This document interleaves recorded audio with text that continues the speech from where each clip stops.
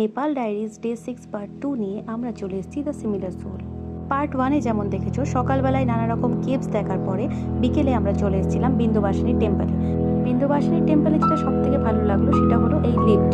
আর এই লিফটে 70+ যারা তাদের জন্যই ব্যবস্থা একমাত্র রয়েছে। এবার আমরা যাব বিন্দুবাসিনী টেম্পলের উদ্দেশ্যে।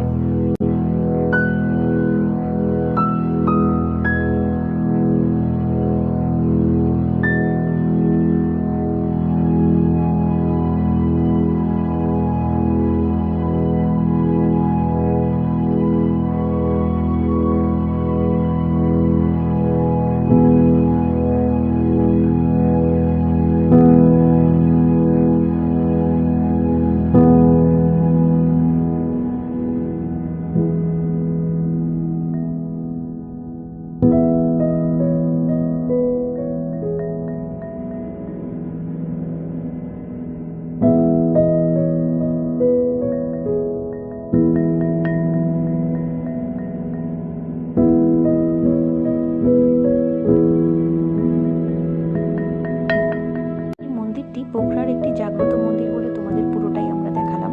জানাবে কেমন লাগলো। আর দেখা হচ্ছে খুব শীঘ্রই পরের পার্টে। এখন টাটা।